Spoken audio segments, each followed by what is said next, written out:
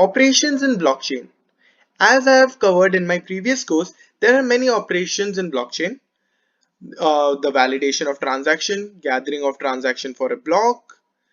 So first the transactions are validated, then all these are gathered into the first the mining pool, then all these are gathered into a block with so to be mined, then broadcasting valid transaction and blocks.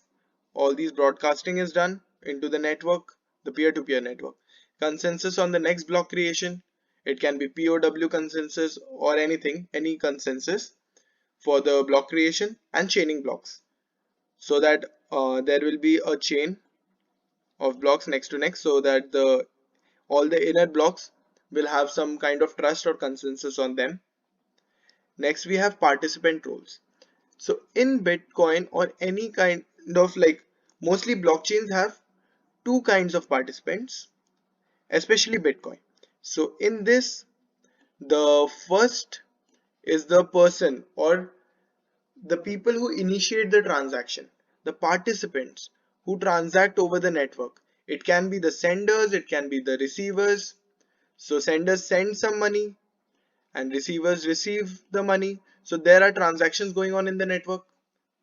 So the participants roles are these, or there can be a different set of participants which are the miners who work to maintain the network. So they maintain the network by mining more blocks, verify, broadcast and confirm transaction. The miners firstly verify, then broadcast the transaction, then confirm the transaction. Then they create a block and the block reaches a consensus by some consensus algorithms. And this is also the same input and output UTXOs verified by the miner before accepting the transaction.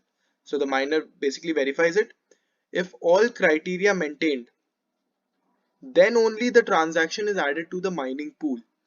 If the transaction is verified, then only it will be added to the mining pool. There is a mining pool from which the transactions are taken to put it in a block. So like that. Then transaction 0 is known as the coin-based transaction of the block, which is basically the miner's fee or the incentive given to the miner for uh, mining that block. And there is no input UTXO for this. Accounts. There are two types of accounts in Ethereum.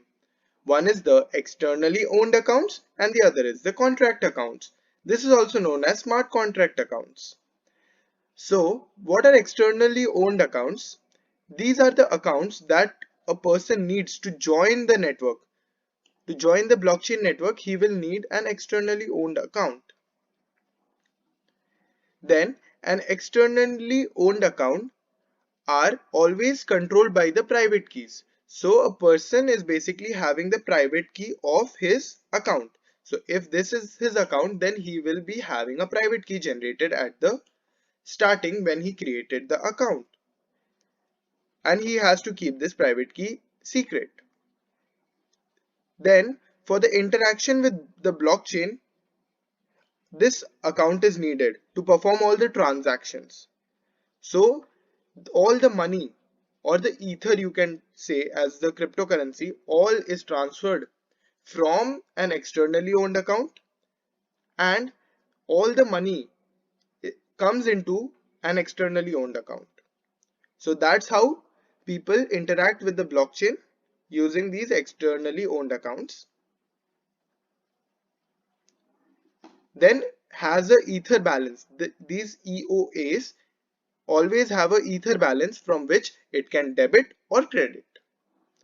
Smart contract accounts or contract accounts. Contract accounts are controlled by the code and can be activated only by an EOA. So how this works is that you have a smart contract written.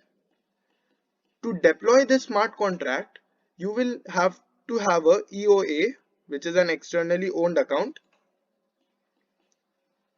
Then you will deploy it. Once you deploy it, it acts as a contract account. If it is made so it can get money into it, it can receive money into it, it can hold money, and it can also give money. Like I have told you the example of a buyer and a seller. So if it takes money from the buyer, it will hold it till the all the conditions are met, and then only it will give it to the seller. It represents a smart contract. This smart contract is represented by the contract account.